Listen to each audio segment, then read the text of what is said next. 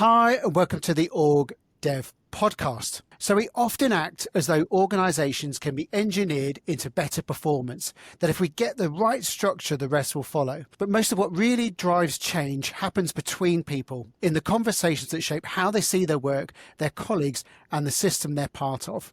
We're absolutely honoured to be joined by Professor Gervase Bushe, one of the most influential thinkers in organisation development. His work on dialogic OD and clear leadership has transformed how we understand change, not as something to control, but as something that emerges through meaning, relationships, and dialogue. Now, when we launched the podcast, we had a dream list of guests that we would love to have on the podcast, and Gervase was actually my personal number one. So I'm going to try not to get too excited to have him on today, but I am very excited and honoured to have him on. Gervase is a Professor of Leadership and Organisation Development at the Beatty School of Business at Simon Fraser University in Vancouver, where Gervase is joining us from, and it's one of the top 100 management research schools in the world. Gervase's career spans over 4 decades of transforming organisational structures, culture and processes away from command and control toward more collaborative work systems. Gervase has consulted to blue chip organisations and startups, public sector and business corporation, and is an award-winning author of over 100 papers and 3 books on organisational change, leadership, teams and teamwork. He's also twice won the Douglas McGregor Award for his research. His book, Clear Leadership, which is a favourite of ours, has been translated into 9 languages. And of course, Gervase's extensive professional experience is underpinned with academic qualifications. He has a PhD in organisational behaviour from Case Western University as well. So thank you so much for joining us, Gervase. We're absolutely honoured to have you with us.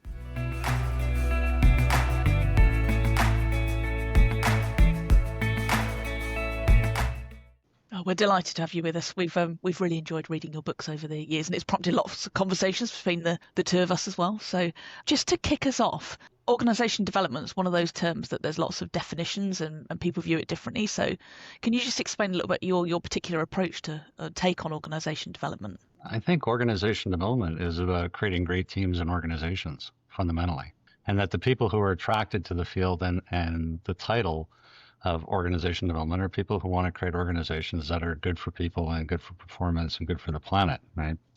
It's about improvement. How do we make things better than they are now? Well, in terms of all 3 of those things. It's simple. It's a simple definition, but it captures a lot of what I think happens. And I think one of the reasons we shy away from that definition is if somebody says, well, what's a great organization? The problem with that is that there's no one answer to that question. And it's very localized, what'll work for this organization in this situation with these people at this time. So it needs to remain vague. Garen mentioned in his intro that, your approach is very dialogic. So for people who might not know what that is, can you just explain to the audience what you mean by dialogic approach? Yeah, and how that differs. Well, let me tell you the origin story behind that. So back in the early 2000s, I did a research study on when is appreciative inquiry transformational. And I discovered that the things that make it transformational were in opposition to sort of organization developed dogma. And the key one being that first you diagnose and then you change. And change without diagnosis is, malpractice. And up until that time, I had been thinking, like most people, that appreciative inquiry was like action research with a positive focus. And if OD textbooks were covering it at all, that's the way they were doing it. They were cramming it into the sort of plan change model. And I realized this is not what's going on. And then it made me realize there's all these other new OD technologies like future search and open space that, again, don't really depend on diagnosis. And so I started writing about that. And at the time, I called it postmodern OD as opposed to modern OD, that it was resting on a set of postmodern philosophies. Meanwhile, Bob Marshak, who I knew of but had never met, was also writing about that. He had come to that conclusion in a different path, but he was writing about the new OD. So what happened was either of us would send papers off with those titles, and they would get rejected for a variety of reasons. And one of his papers came across my desk and as an editor, and I wrote back to him and said, hey, I've got a bunch of ideas about this paper I could add to it. What do you think? He said, sure. And that started a collaboration. And we sent off a paper and we called it Postmodern, Modern OD, and it got rejected because people who it got sent to would say, well, this is postmodern OD. Where's Foucault? There's no Foucault in this paper. So, so we were trying to figure out what to do. And Bob came up with this distinction between diagnostic and dialogic. So we sent the exact same paper back with that label, and boom, it won awards and sort of thing, which kind of made our point, which is that language is important. It's a key piece of business. And at that time, and that paper was written probably 2007, we said what makes these methods similar and goes under this bucket that we're calling dialogic is that they all said that the way you create change is by changing the conversation. So that was the initial focus. And then once we started getting deeper into it and engaging with other people, it kind of expanded from there. And so now I would say that dialogic OD is a mindset. It's a way of thinking about organizations and leadership, and that underpinning it are two major streams of intellectual thought. One is complexity science, which is the science, the study of how nature changes. And one is sort of interpretive social science, call it postmodern or social constructionism, or there's a variety of labels. That's what dialogic OD is about. Now, unfortunately, when you label something, you gain some things, you lose some things. One of the things we noticed was for years, people who hadn't read our work would assume that we're talking about dialogue. Dialogic OD is about dialogue. Well, it isn't actually. It's not about telling people how to talk to each other.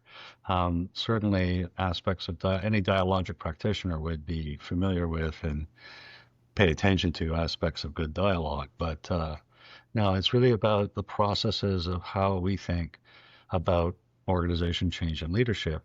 And I would add two more things to that. One is that I believe it has emerged because it's more effective at creating a change in organizations that are facing high amounts of uncertainty, ambiguity, and need to be agile to rapidly change.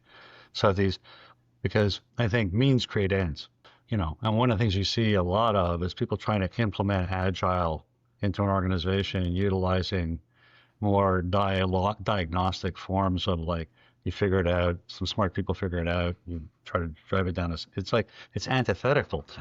The whole process of plan change is antithetical to an agile outcome. So, whereas dialogic methods tend to support more bottom-up emergent change processes, which is what you're trying to create with agile is an organization that's more emergent, bottom-up, that sort of thing. So that's one of the things that's going on. The second, I think, is that there's this need to shift leadership from sort of captain of the ship, far-seeing, has a vision, pulls everybody along with them. And in an age where so much that happens is unpredictable, things, where you need to create a form of organizing that is able to notice when something needs to change, is able to pivot quickly, able to do those things. You can't expect the person at the top to be able to do that. They can't. And there's a lot of research, like for every one great vision, like a Steve Jobs kind of guy, there's 99 visions that failed. And so in that kind of world, you need a different form of leadership that is not the great man on the bridge pointing in the direction, but rather is the even greater man who can hold that space of not knowing and the anxiety it generates long enough for something new to emerge. That's going to be far more effective at dealing with whatever the organization is dealing with. So long answer there, but I think dialogic OD practitioners hold that set of mindsets, right? It's not about a method. And that is the hardest thing for people to get their head around at times, because I've now identified over 60 methods that people use from a dialogic mindset. Most of those can also be used from a diagnostic mindset. So it's not the method. It's how you think about and what are you paying attention to? What are you thinking about? Where do you see your opportunities for intervention? All that sort of stuff. One of the things when I first sort of came across your work was the idea of sort of generative change approach and the idea of generative metaphors and that as well. That's a big part of the work, wasn't it? What was that, and how did it develop? Well, so there's two aspects to that. So one is the notion of generativity. And really, I go back to David Cooper-Ryder, who was a student when I was a student at Case, and a great guy. And the idea of generativity, as opposed to problem solving, is both of those are concerned with how do we solve an issue. But problem solving does it by looking to the past analyzing things and trying to figure out what's right or wrong about what went on before in order to do something better in the future. Generativity looks toward the future and asks, what do we want more of? And moves us in that direction. And so I think this would be one of the common characteristics of the dialogic mindset. It is not interested in trying to understand the past. What's the point?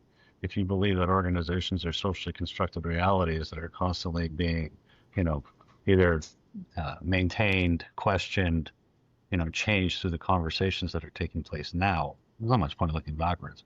So dialogic methods always focus on developing a common idea of what kind of future do we want, and then focusing people on that and creating conversations about that. Now, the idea of generative image emerged for me when I was trying to apply appreciative inquiry to small groups with the idea of trying to figure out what kind of conversations lead people to want to change the way they're doing things together. And what I noticed was that sometimes when I use an appreciative inquiry approach in a small group to try to work out what's going on here, what would emerge would be an image, a sentence, something that would shift the conversation. And I wrote a paper about that back in 1998. And I called that at the time a generative metaphor, I think, but it's not really a metaphor. I realized later it's just an image. And then in my work that began to emerge more and more until the generative change model now, I believe that, like, one of the things when we did the study on when is AI transformational, we found that in almost every transformational case, a generative image had emerged. And so at the time I thought, okay, there needs to be something about the process that creates a generative image. But now I'm more and more convinced that it's the generative image that drives the change process. What do I mean by a generative image? I mean a couple of words that get stuck together that surprising, ambiguous. No one's quite sure what it means, but it's attractive, and I want to do something about it. And I often tell a story about the most dominant generative image of our time is sustainable development. Before sustainable development showed up, ecologists and business people had nothing to say to each other. They were at war. And when that image showed up, one of the things that happened is Greenpeace Canada, which I don't know if you know, Greenpeace started here in Vancouver back in the early 70s. When sustainable development showed up, all of a sudden, after a decade of screaming, listen to us, government business, all through, it's okay, we're listening, what should we do? And Greenpeace went, like the dog that caught the bus, and a big fight broke out about should we join the boards of companies and certify the greenness of their products? Do we trust these bastards? Big fight, almost the organization almost fell apart. Now, what struck me was how transformative 2 words stuck together, thrown into the mix, all of this, across the Western world, things changed radically. But here's the thing about sustainable development. No one knows what it is. You can't define it. And it's the very ambiguity of the end, but it has spun off thousands and thousands of innovations as people try to create sustainable development, whatever that might be. So this is the power of a generative image, is that it creates a ground where people can come together and have new conversations that they never had before because they couldn't think about that. You can't think about it without having those words to talk about it, right? Like it's one of my colleagues would say that, people have free will, but no one was ever free to do something they hadn't thought of. So in my work now, when I'm working on a change project at the front end, and when I work with leadership, they always want to frame the change in some sort of technocratic, very sort of nuts and bolts way. And I'm like, okay, but we have to figure out how we describe what we're asking people to get involved in a way that they're going to care about it. And they're going to want to join that conversation. And I think that's part of the art of dialogic OD, is being able to find those things. And if you look at organizations that have been successful at rapid transformation, there's almost always one of those in there. One of my favorite examples is DBS Bank in Singapore, which went from being at the bottom of the banking world in Southeast Asia and almost considered a joke that the customer service was so poor, to being now the leading bank. And what powered that, the generative image, was joyful banking. And it said to their organization, how do we create more joyful banking? What the heck is that? The intervener would go into a branch and say, okay, we want to create more joyful banking. Got any ideas? generate ideas, and you can bring in your customers into that, your suppliers, how to make banking more joyful. And so it just spun off all these innovations. It's a really powerful thing, isn't it? Because it makes us put our differences aside and creates like a higher order context for us to think about, doesn't it? It kind of is uniting. I think you were sort of sharing an example of, I think it was service excellence. And all of a sudden it engaged people that actually, they were part of the process and they could actually see, well, my ideas can make a contribution to this. That's right.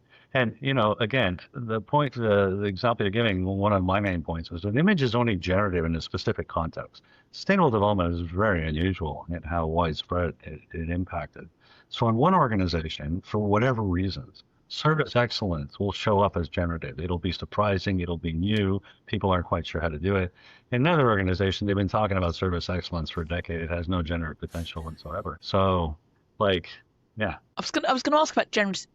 Where do generative images come from within an organization? Is it top down, or do you see them kind of emerging kind of anywhere and everywhere? If I had a formula for that, I wish I did. In my own work, what I do at the front end when I'm working with the leadership, and sometimes, depending on the organization, we'll put together a design team.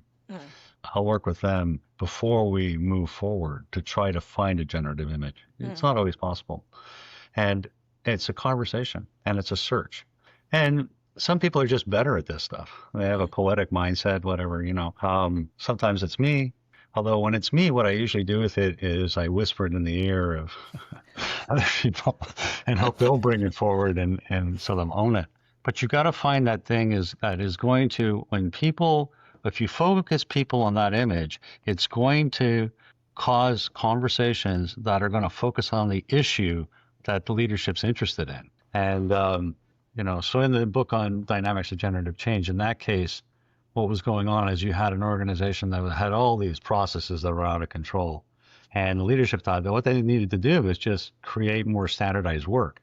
Well, you can imagine inviting the people in the organization, hey, let's have conversations about how to standardize your work. Like, that would be really exciting. They'd want to come to that.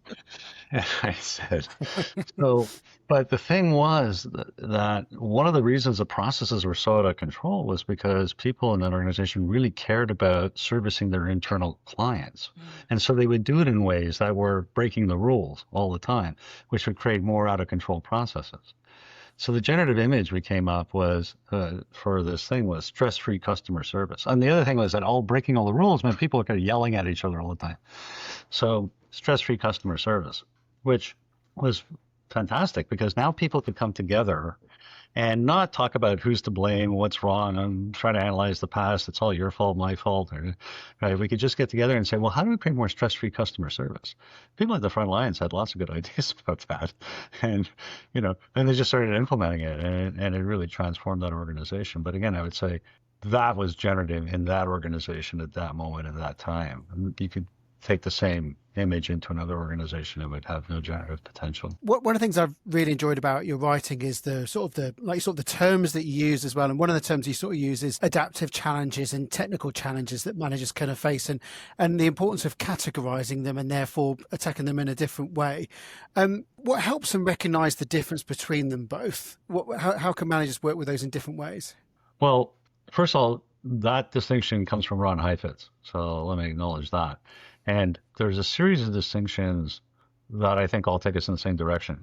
David Snubbins between complicated and complex, technical versus adaptive. And I find I have a little table where I say, here's the qualities of a technical problem. Here's the qualities of an adaptive challenge. Any leadership group can recognize that in like 30 seconds, and then it's not hard. It's not hard to make the distinction. Like a technical problem, you can apply expertise to and come up with the right solution. And when you implement it, it'll stay solved, right? An adaptive challenge is one where there's just so many different moving parts and there's so many pieces to it that as soon as you try to step into it, things start moving on you. And nobody knows what the cause-effect relationships really are, except in retrospect. So leaders will immediately, it's not hard for them to see the difference. And then the question is, do you have any adaptive challenges? Oh, yes. Are you treating them like technical problems? Yes, we are. How's that working for you? It isn't. right? And so they're quickly able to step into that, I think. So once they acknowledge that something they're trying to deal with is actually an adaptive challenge, they become much more open to, okay, yeah, we know this sort of plan change thing doesn't work here. What you got any ideas about how to solve it? And that's when I pull out the generative change model, which is it's a simplification of a very complex set of things. But people need that. Right? They need that. Here's step one, step two, step three. Here's a little circle. It helps them. So one of my early mentors said to me, "We're in the business of providing illusions of certainty to step into risky situations." Yeah, it's a tension we manage, isn't it? As you know, when we do the work, do we collude with that kind of desire for certainty and I'm going to give you a 5-step process and it's going to be fine, or do we, you know, Yeah, open about the? That's part of our job, especially as Yeah. dialogue, is to provide a narrative that has a beginning, middle, and end. People can see where they are in the arc of change. It's like, how do I, if it's too uncertain, if it's too ambiguous, people check out. It's too frightening. But stuff shows up, things happen. That's part of the work too, right? Stuff shows up. You thought you were going this direction, all of a sudden, and we're heading off there. It's like, what's going on here? Pay attention. And early in my career, I thought my job was to facilitate, which I thought of as being standing at the flip chart. I know what they need to do next. They need to clarify roles, or they need to do this, they need to do that, and sort of facilitate the conversation to direct them in that situation. And we would do that, and they would be thankful, and then nothing would change. And now I look back and I realize because it was my agenda that was driving what was going on in the room, not their agenda. And now I don't do that anymore. I do what I call hosting, which I think is also part of this dialogic mindset, is the idea that they need to be talking to each other, not to me. And that if I remember recently I went and I said, so I think we need to do this now in this conversation. And then they just went off in a different direction. So I shut up. I sat there and listened. Why are they having this conversation? It took me about 20 minutes to figure out why they were having this conversation. And then I go, oh, okay. This is the conversation we need to be having right now, not the one I thought. So what I think about myself now is like, I'm not nearly smart enough to figure out what all the agendas and all the interests and all the stories that have brought us to this moment and all the trajectory going on, and to figure all of that out so that I can make the intervention as a diagnostician. I'll never be able to do that. So now what I think of myself as doing is trying to figure out what is trying to emerge here and supporting what's trying to emerge. Okay? A lot of that is just shutting up and listening. Just from an OD perspective, from a consulting coming in perspective, the difficulty with that stance is that if I don't say much, they're going to then make up a story about what's going on in my head, which is the leadership stuff, right? And the story they are most likely to make up is that I'm sitting there thinking they're a bunch of idiots. Really, because they're feeling inadequate. That's why they got a consultant to begin with. They're not able to do what they're doing. And if I'm sitting there not saying anything, they're going to project negative judgment onto me. So I have to manage that piece and make them understand that I'm listening because I respect them and I think they know what they're doing and I want to support them in where they're going. Somehow I have to communicate that to them fairly early on. Which is a lovely introduction to a tool that we're big fans of, which is the Experience Cube, where you sort of share how you think. It's a really robust tool, and we love sharing it with our participants, and they seem to get a lot of value from it. What was the origin of that, and how does it work in practice for those that aren't familiar with the Experience Cube? Honestly, it was on a napkin at lunch.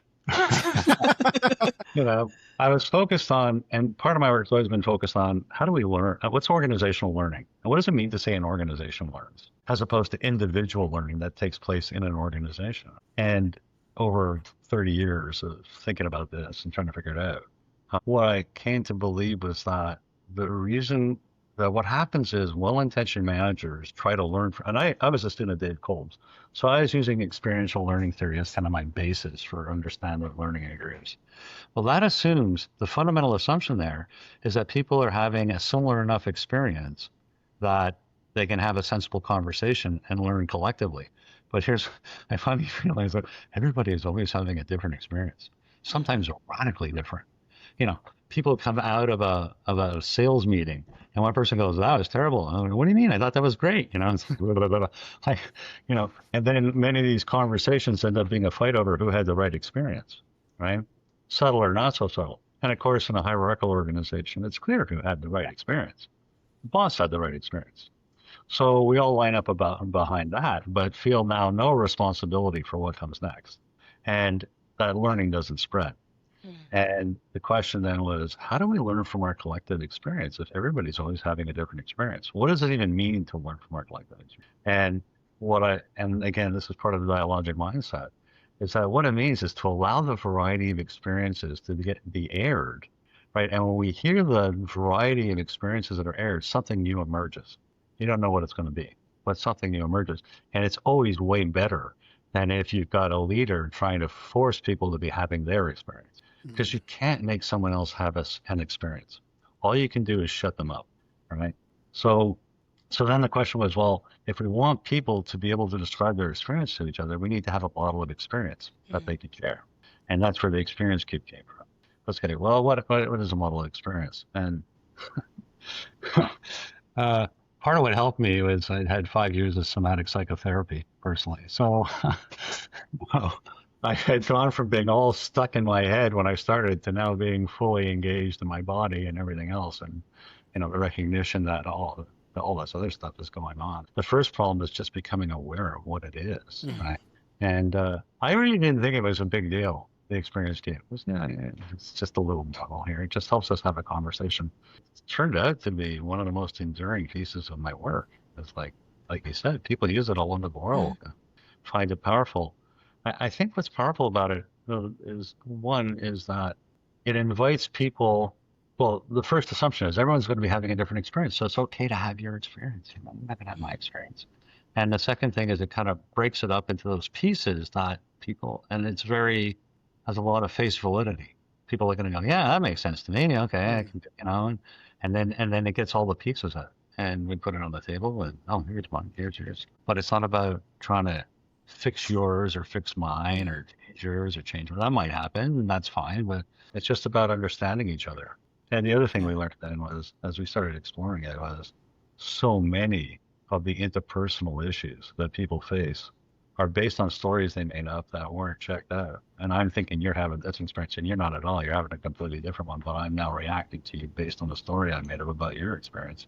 And then because I'm reacting to you in that way, which seems odd to you, you react back to me in a way, and then we're off, traveling together. So, which I think brings us to one of our favourite. We often talk about the interpersonal mush that you talk about in your book. So clear leadership is we love this. We talk about this often, and we see it all the time. So it's definitely part of our vocabulary about how we talk about what we see. That showed up. So I had been developing this set of ideas in the 90s through some of my classes and some of my consulting work.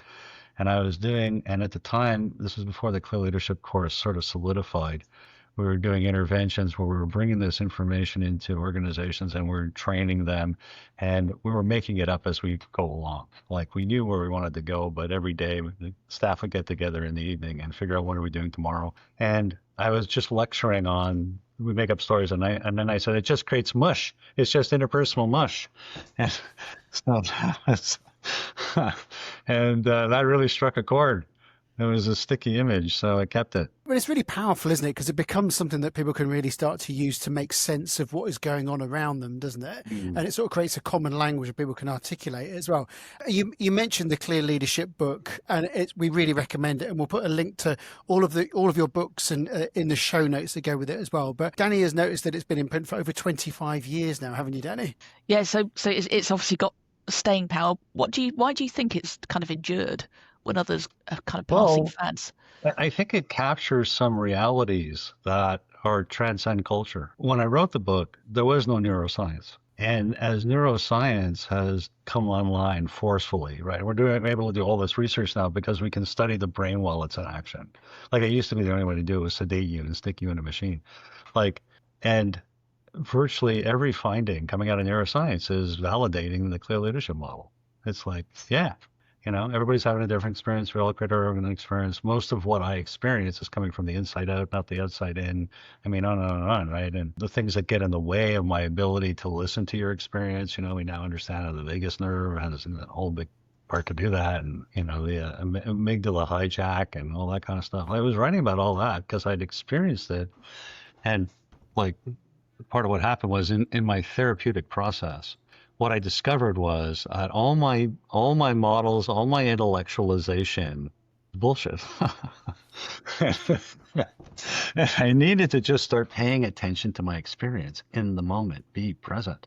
And all the models and stuff just came out of that, from my just paying attention to what is going on in this moment with this group of people, which was a little embarrassing at the time because when the first edition of the book came out, people would go, "Oh, you must have Gestalt, blah, blah, blah, blah, blah." And I go, "Well, not really."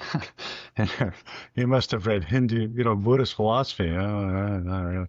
There was almost no, academics are supposed to build on other people's work, and I had not done that at all. I just built a model out of my own experience. And so it seems to have, and so the other thing that happened then was people from other cultures started showing up and having read the book in English and saying, "We want to take this and use it here and there." And, first that was Western Europe, and sure, great. And books got translated and the course material got translated and people started moving it out. Then some folks from, Asia started showing up.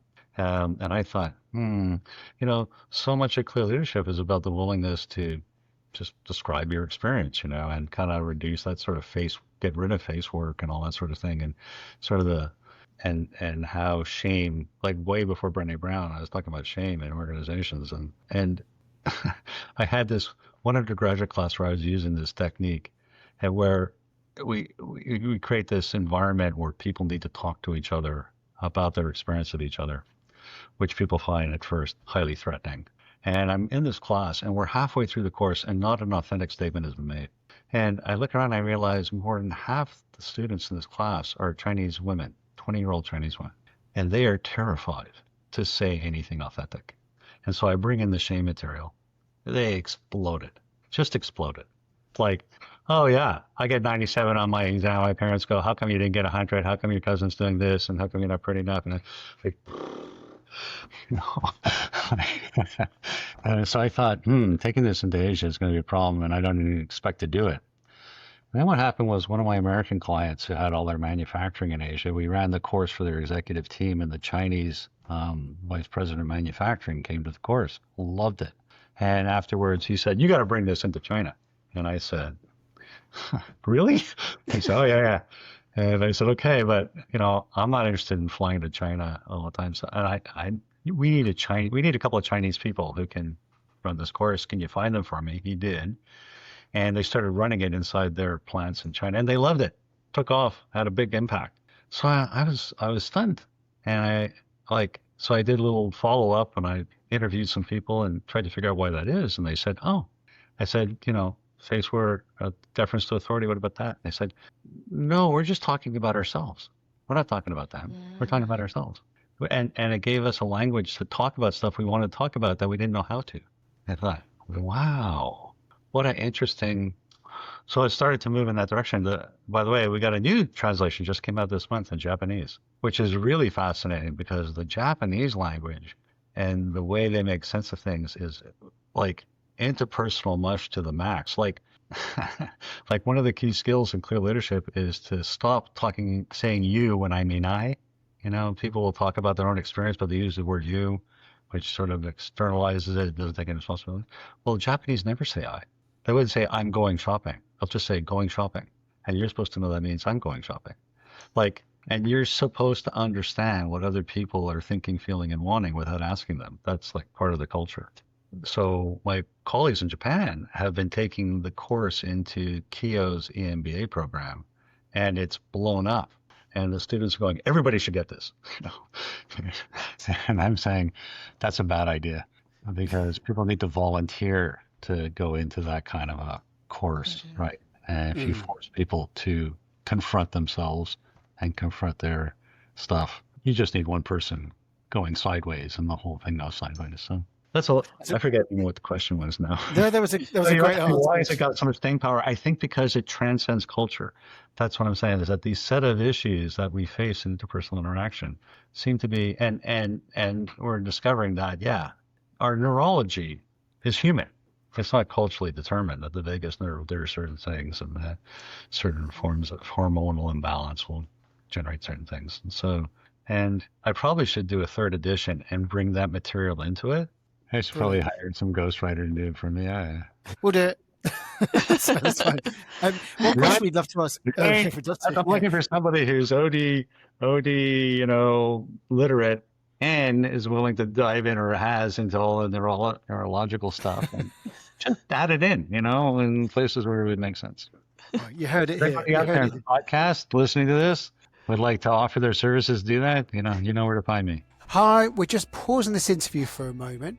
Have you ever finished an episode of the OrgDev podcast and wish you had a cheat sheet that summarizes all of the key points? Us too, so we made one. It's called From Pod to Practice, and each week in our newsletter we'll share a 2-page summary of the latest OrgDev episode, and it includes key takeaways, a reflection prompt, and one small action you can try. And it's all in a digital format with space at the end to add your own notes and reflections, and it's designed to help you take the learning from the podcast into your day-to-day work. So to get your copy, just sign up to our Next Step to Better newsletter. The link's in the show notes, or you can visit our website at www.distinction.live to get the latest From Pod to Practice in your inbox. And let us know what you think. We'd love to get your feedback. What was your journey into organisation development? Did you find it? Did it find you? What was the journey for you? And my origin story. Yeah, I was a student radical, counter-dependent as hell at university. At a university in Montreal where there was a very powerful student union that had an ideology and a political bent, and we changed a lot of stuff. We forced course evaluation, public course evaluation on the university. So every semester a booklet would come out with the courses and the professors, and that sort of thing. And at one point we decided the Dean of Arts was the source of all evil. And if we got rid of him, everything would get better. And we got rid of him and nothing changed. And that was a radicalizing experience for me. That happened at the same time of just by a series of coincidences. I wandered into a course for the credits, and it turned out to be a T group course. You know what T groups are. Yes. So I'm 19 in this T group, and I'm just loving this. This was just the most fantastic thing ever. And my T group facilitator was just about to take a job at my university in a new role called student engagement. And she needed to network into the student population, and I was the perfect. And so she became my first mentor. She was interested in organization development and group dynamics and all that kind of stuff. And then she turned me on to her mentor, Hedley Dimmick, who was kind of he was running kind of what was the NTL of Canada at that time. And so by the age of 21, I was a TA in a T group course, facilitating T groups. I was hanging out with Hedley and crew, going off and doing action research projects. And the whole field of OD at that time this was like early 70s, was just burgeoning. And it fascinated me. I loved it. And also early on, recognized that my change strategy had been a power coercive change strategy, and that means create ends. So you try to enforce democracy at the point of a gun, you get more guns. So, and then there was this normative re-educative change strategy, the OD ideology at the time. It was very, very attractive to me. And so I decided this is what I want to do. And then in 76, Hedley got invited to give a talk at the first OD Network conference in Canada, which was in Vancouver. I lived in Montreal, so it was the other side of the country. And Hedley said, hey, if you can get yourself to Vancouver, you can stay with me and come to the conference. So I got on a flight, got to Vancouver before him, showed up at the conference. Well, they had no idea I was not registered. This 21-year-old kid comes wandering in and says, oh, Hedley said I could come, that kind of. So they gave me a pass, let me into the conference for free. And that first night they have a big opening bar, open bar thing, and 500 people, all in their 40s. And I'm sitting there, I don't know anybody or anything. And I wonder, how can I have a conversation here? So I wandered up to somebody and said, well, I'm interested in adult development, adult education and group process and organizational change. Where do you think I should go to graduate school? Fantastic question. Everybody had an opinion. Oh, you got to meet this person, come over here, and this case kept coming out. You got to go to case, go to case. And I never heard of any of this. It was a business school too, which at the time was like this. I was a philosophy, sociology major, the business students are idiots. And I decided, okay, I'm going to case. And at 23, I applied. I really didn't expect to get in. I thought, oh, I'm going to have to get some work experience and then I'll apply again. But just by skin of my teeth, I got in, and that changed my life. big deal. At the time, CASE was the place for this work. And it was connected into the American corporate elite. And all the faculty were out consulting. And part of the ideology at the CASE program was not only do you have to learn the content and methods of inquiry and research, you also have to show an ability to apply that in making things happen in the world. So all the students would get opportunities to consult and stuff. And I could pick up a phone and call any VP of HR in America. And if I was from CASE, they would take the call. It was like that kind of a place. And it's like 50 graduate students. They're all focused on the same thing, 10 faculty. It was this community of deep passion around this work and working in all these major corporations. And I got an opportunity to work at General Motors. I was in their corporate OD staff for a couple of years, and that was a tremendous learning experience. And so that's how I got into the field. And what do you enjoy most about the work that you do? The relationships. Like, if I'm any good, I fall in love with my client. Like, and they fall in love with me. Really. And being able to see improvement, see people having a better time at work, being able to bring the real selves. I did a number of these sort of, like, I can't tell you how many personal growth experiences I've been to, and this group this and group that. And one of them was like, what is your purpose in life? Kind of one of these things. And this was probably 30 years ago, but I still remember it was like creating relationships that allow for the full humanity of people to be present. And I think that's still really what turns my crank. Creating a space where people can show up and be their full selves. And there's a lot of beauty in that. And sometimes there's wounds, the wounds show up. And if people are willing to step into their wound, and like I think one of the things that happens is when people are willing to show their wound to others in a space where they are not shamed for it, a little healing happens. And whereas I think those are very special moments. I don't shoot for them. It's not my purpose. It's not like people, like sometimes in a clear leadership course, people go, this is like therapy. And I go, no, therapy is about healing the wounds of the past. This is about learning about what's taking place in the present. And that makes sense to them. But sometimes the learning that takes place in the present, right, brings up some sort of wound, some place of shame, some place of and some little bit of healing happens. And that is really lovely. And the same thing happens organizationally, right? There'll be an organizational wound that's been there for a while, and something about the conversation that's taking place is now doing some healing where we can now be with each other in a way that isn't being mangled by that wound. A question on, there's loads of important things you've just said there, but one of the things is like, how do you prepare a client for the work? Because it's not like a typical consultant going in. What role has contracting got to play in all of this? So they have their informed consent. Yeah. Informed consent. I remember in one of my undergraduate classes, I won't tell you the whole story, but it ends up, we got this whole confrontation occurs in this class where it turns out that people have been sabotaging each other. And this comes out into the light. And this young lady gets up and she goes, I can't believe this. You are my colleagues. We're all going into the business world together. And this is the way we treat each other. This is terrible. I can't stand this. And then she turns to me and you took away my innocence and you had no right to do that. Oh my God. And I thought, well, she's right. It does.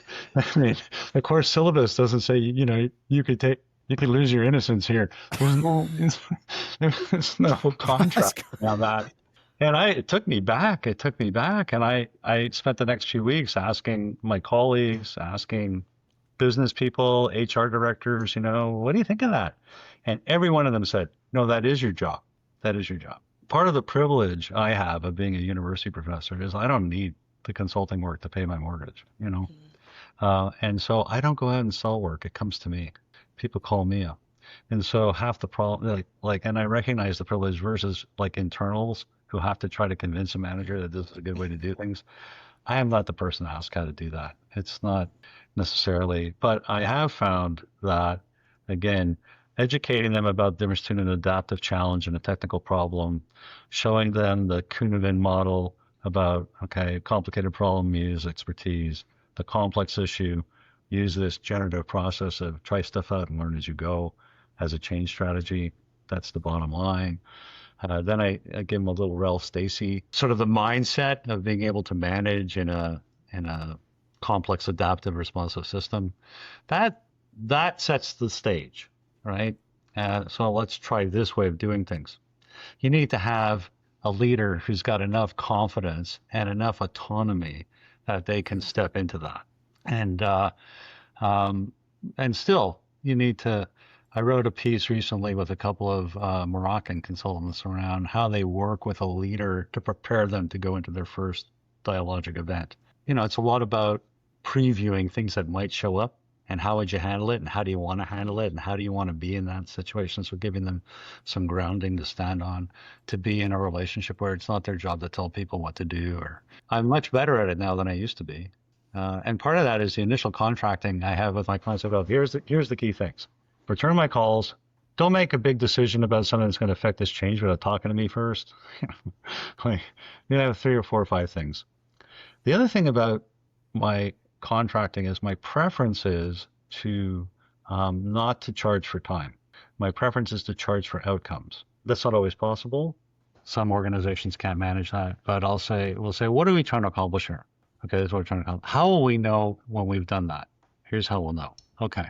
So then I think about, okay, how much of my time do I think it's going to take to accomplish that? And how much do I want to get paid for my time? Okay, double that. And I say, okay, we get to this, this is how much I want to get paid. I want to get 10% up front or something, whatever. And that has a number of very positive impacts. First and most important, we'll know when the work's done. Like early in my life, I get a consulting contract and I'm getting paid, an hourly or a daily rate. It just kind of lingers on and on and on, and it's not as nearly as clear what we're trying to accomplish and when we'll be done. And then the other thing is then since they're not paying me for my time, I can show up anywhere I want. And people are sitting there going, the meter's running, what's he doing? Because I'm just sitting there listening. And the other great thing about that then is that I pretty much get to decide when I show up and when I don't, when it's worth, and that's fine. And so the clients who accept that kind of contract, it creates more of a partnership. I'm fully in, and I'm going to stick with you until we get there. And sometimes it takes more time and effort than I thought it was going to. I eat that, right? That's fine. And sometimes it takes less. So we have a book in the BMI series by Tova Averbook on entry and contracting for dialogic. What do you do when there's no clarity about exactly what's going to happen here? And she's got some brilliant ways of doing that. Around the money thing, what she does, and I would encourage people to do, is there's 2 contracts. The first contract is spending time to figure out what the right change process is for them. And for that, she charges an hourly or daily rate because you don't know. Because at the end of that, you might decide this isn't the right thing and here's the right people. But then if they agree, yeah, we want to pursue a more dialogic approach, then she tries to create an outcome-based contract where she's in full partnership, and I have the same. I'm in full partnership, and that creates some fantastically better resonance. The other thing is we can say to other people in the organization are part of the contracting conversation. Says, well, what are you doing here? I say, here's what I'm doing here. We're trying to create this outcome. When you look at the field of OD now, what's particularly interesting you in terms of developments or changes? I wouldn't say this interests me, but obviously artificial intelligence is going to change everything. And we haven't even begun to grapple with that. About the nature of organizing, team dynamics, all of it, right? It's amazing. Some people think it's going to be bigger than the Industrial Revolution. I can imagine that actually, because it's going to change how we organize, obviously, in so many different ways. First of all, it's interesting. In my executive MBA classes, I do an exercise with them where I have a debate over organizations. I say, here's the 2 positions. Organizations will use artificial intelligence to get rid of, take away the sort of repetitive work from people and allow them to do more expertise kind of work. Or organizations are going to use artificial intelligence primarily to get rid of people. And the vast majority of them want to argue for the first position. And I go, don't think so. Every labor, any opportunity to get people off your payroll, any technology that's come along that allow organizations to do that, they embrace it. Why wouldn't they? The fastest way to juice your stock price is to reduce your operating expenses. People are your number one operating expense. We're going to find that in the past it took a dozen people to do something. That'll take one or two and a couple of artificial intelligence things to do that job. So we're going to see tremendous downsizing in professional work. And what will happen, I think, is that everybody at work will have an AI assistant. And those AI assistants will be talking to each other. So the number one cost of organizing is coordination. Organizations are based on, we divide up the work and then we have to coordinate that work. And all our forms of organizational structure are around, well, this is what Henry Mintzberg taught us, was that the foundation of organizational structure are the mechanisms of coordination. He identified 5, he's got a 6th one now. And the thing about those methods of coordination is they trade off efficiency and learning. So the forms of coordination that are the best for learning and being agile and adaptive are the least efficient because they require people to talk to each other and spend time doing that. They're not getting the work done. The most efficient forms of coordination are those where the machine is coordinating, it's coordinating the work and you're just there is no conversation, but they can't change. They're not agile at all, right? So you've got this dilemma. What we're going to find now is that a lot of the cost of coordination, which required people to talk to each other, is going to take it off the table because now the AI assistants will be doing all the coordinating, talking to each other for a team. So now you're going to have team dynamics that include human beings and non-human beings. And we have no social psychology for that right now. We don't know what that's going to be like. So that's a huge piece of business. Just the piece of business of introducing all of that into organizations, right? You can bet that lots of companies are going to try to do this through a planned change process where some experts get together and they figure out the right idea and they try to drive it down through the system. And it's not going to be that successful. Others will try a more dialogic approach where they'll go, and I'm sure right now in lots of companies, people are using artificial intelligence at the front line, but they're not telling anybody for a variety of reasons. But if we create a space where it's okay and it's not threatening for people to come forward and go, well, here's how I'm using it and here's what it's doing for me, they're going to get much more change, much more rapidly. But they got to create a space where that doesn't mean I'm going to lose my job. And I'm reminded of similar time was when process reengineering showed up. What process reengineering did was it demonstrated that a lot of ways we organize work, a lot of work is not providing any value to the customer, so get rid of it. So we were redesigning work in a way that reduced the need for a bunch of people, a bunch of middle managers mainly. And so you had all these middle managers that were getting let go by companies. It was when downsizing became a thing. Before that, downsizing was a bad thing. Then it became a good thing. The problem was most companies would say, well, process reengineering, but they actually didn't reengineer the work. They just piled what extra work on whoever was left behind and discovered, you know what, people will work 12 hours a day for us. Well, that's just great. Steelcase, which is an American furniture manufacturer, and was very well managed at the time. What they did was they said to their employees, okay, here's the thing. We know there's a bunch of work out there that really probably doesn't need to happen. It's not providing any value to the customer. And we know you know what it is. But at the same time, we recognize you don't want to lose your job over it. So here's our guarantee. If you can get rid of your own job, we will find another job for you, and we will give you 50% of the savings over the first year. Okay? Whole department says, put up their hand and said, you don't really need us anymore, And, they went through rapid transformation and got rid of a whole bunch of work that wasn't necessary, and from the bottom up. And, so you need to create that kind of a guarantee for folks if you're going to engage them in a change process, an emergent change process that is very likely to lead to a reduction of the number of people at work. So you need to have a company that's growing, and you're not going to find that in a company that's in a decline position. And that's the unfortunate thing, is if you're going to create a change that's is threatening to people's livelihood, they're not going to engage in that. You got to use it different. And so, like with process reengineering, the examples that were successful that involved that problem without offering a steel case solution was either closed down the operation and rebuilt it in a new place, or they let everybody go and then they selectively rehired, which is not an OD solution. Yeah. You know, that's a different kind of change process. Is AI an opportunity for OD to really sort of help shape what comes next, do you feel? Well, yeah, it's a tremendous opportunity, right? What happened to OD, this is in the United States. I can't say for the rest of the world. In North America, OD has sort of fallen out of favor. And it goes through these cycles of waxing and waning, whereas in the rest of the world, OD is pretty ascendant because it has solutions to a lot of these problems. And it has 60 years of history behind it. What happened was, in the 70s, OD was the methodology for organizational improvement, for creating great organizations. And then these other competing methodologies came along, like lean, total quality. These are also ways of creating great organizations. And the OD profession looked at this coming on stream and said, yeah, those are good ideas, but we know about change.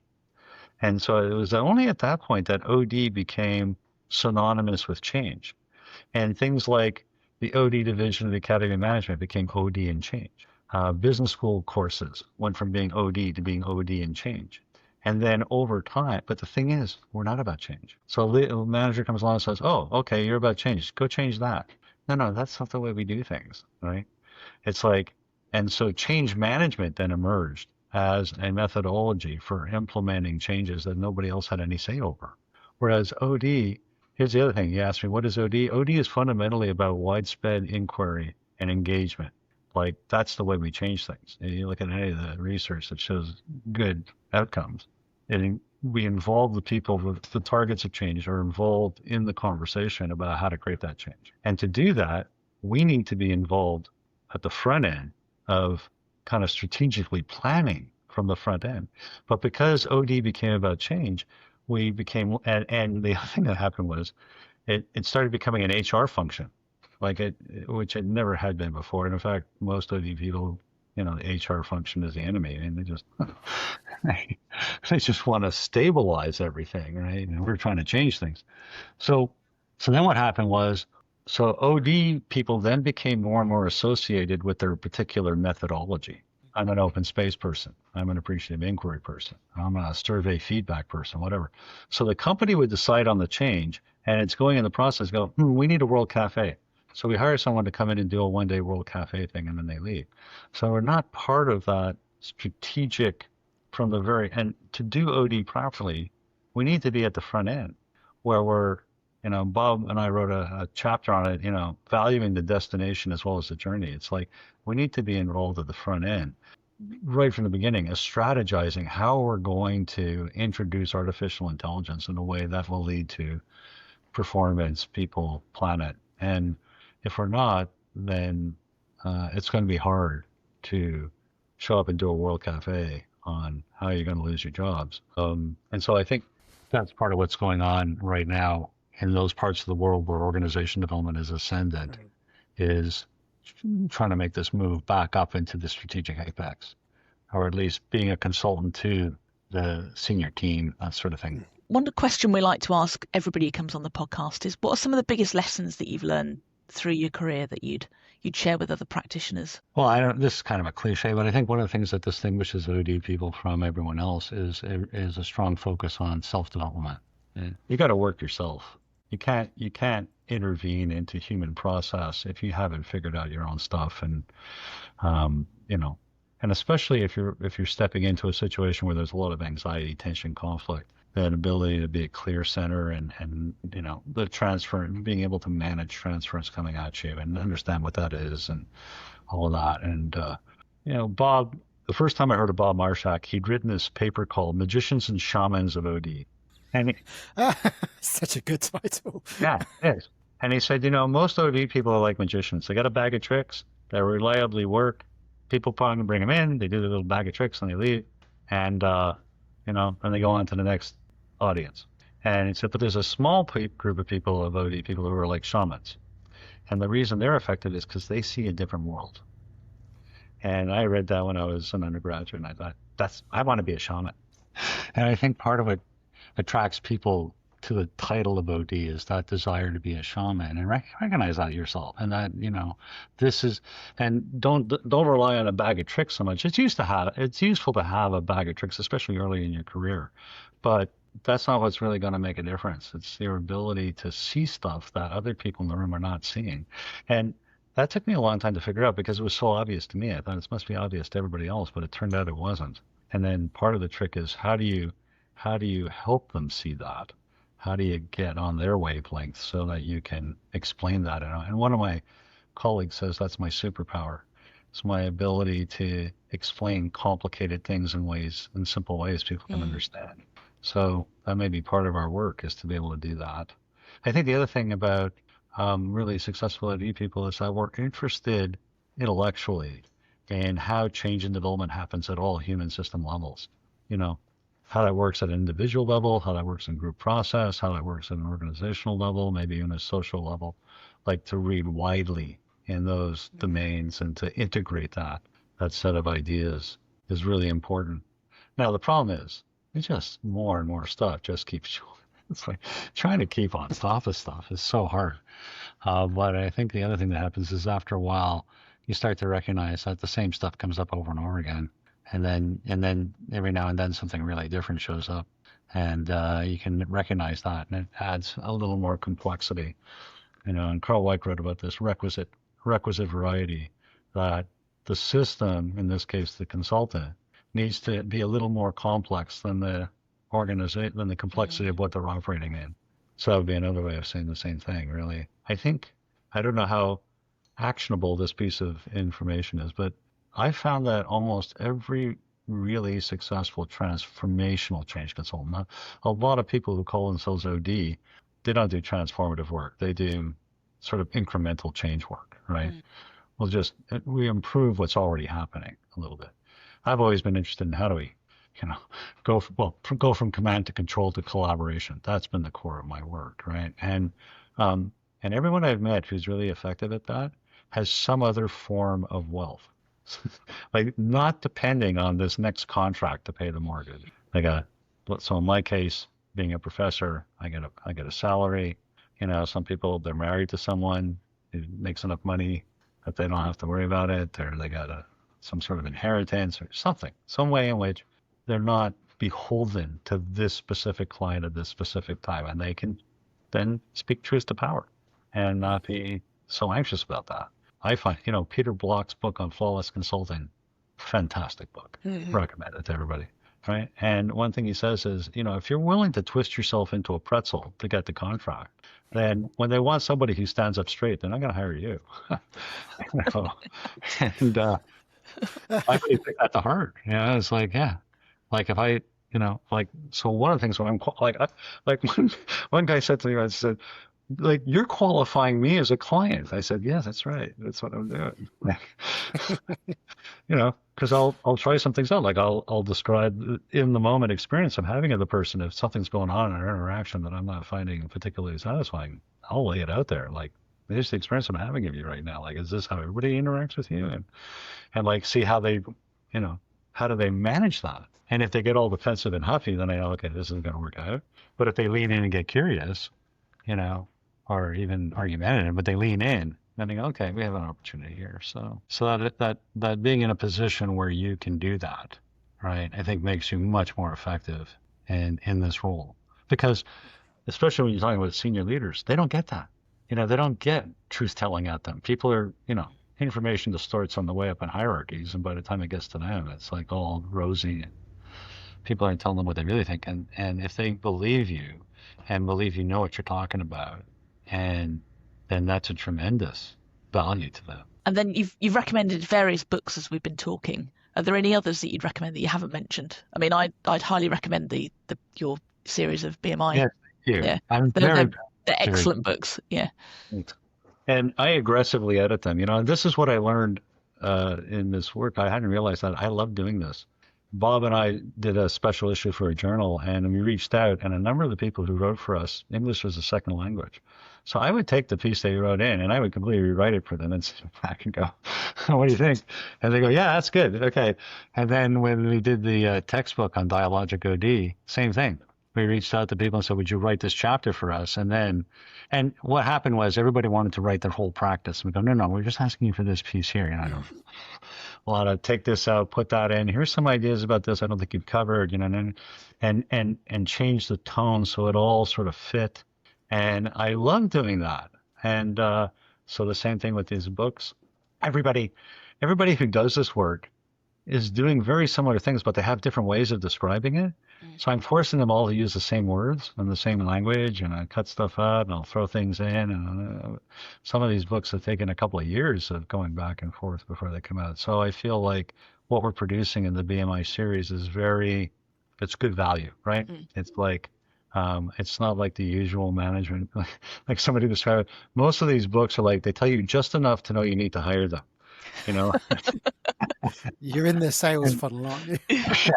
And whereas here I'm really pushing on, no, we want to provide actionable information, right? That's going to help somebody do something better. And at the front end, I make them do their theory of action. Okay, what am I going to be able to do at the end of this book that I wasn't able to do before? Force them to get clear about that. Yeah, I've really enjoyed them. I've really enjoyed reading them. So I'm glad to hear that.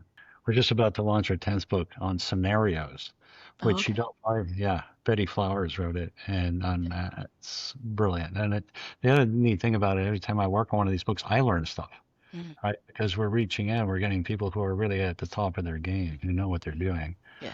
So other books I would recommend, you know, it's that's an interesting question. There's lots of great books out there.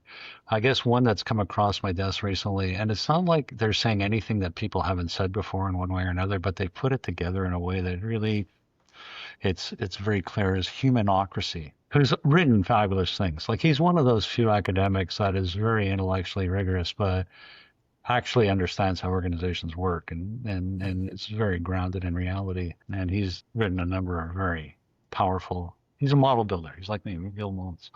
So Humanocracy, it's pretty cool. I'm back to thinking a lot about vertical development.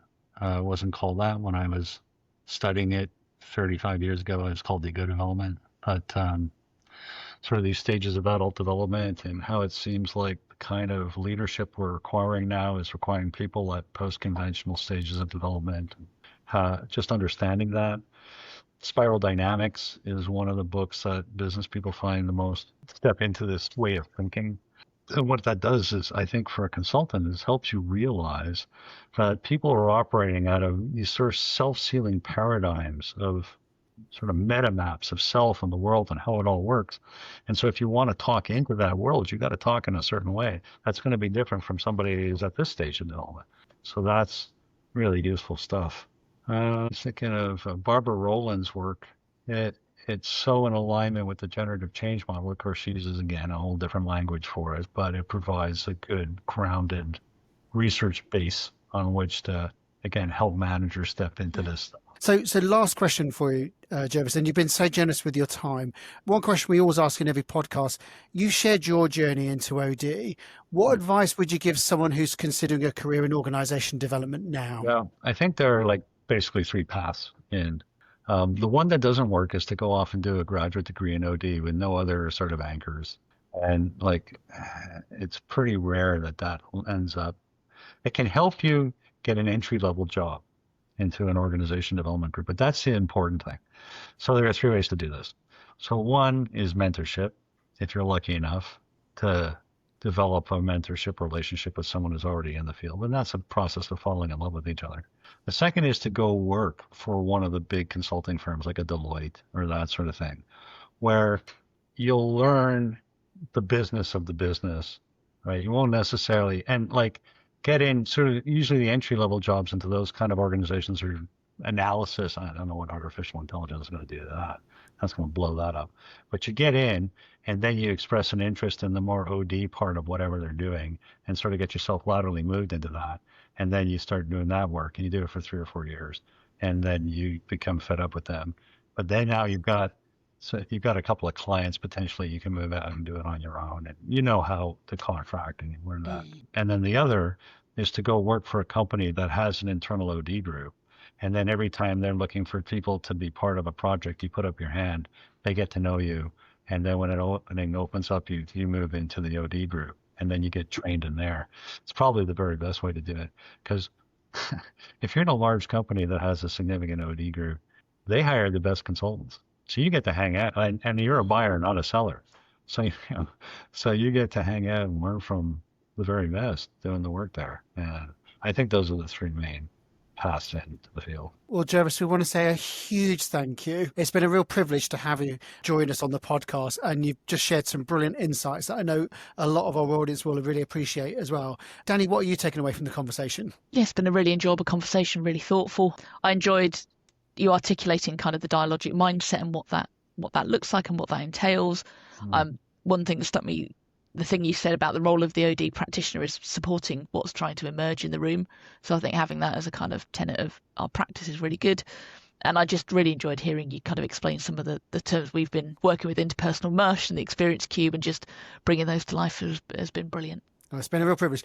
If you are watching this podcast, and one of the things that we're so impressed with is the number of shares we get. So if you're watching this, you think someone would love and find it incredibly useful to be introduced to the work of Gervase, then please do share the podcast with them, and also give it a like as well, because the algorithm gods love it. But most importantly, Gervase, I want to say a huge thank you on behalf of the profession for being such a shining light, being such an inspiration to my generation of AD practitioners, and it will be the next generation as well. But thank you so much. We've loved it. Thank you. My pleasure. Thanks.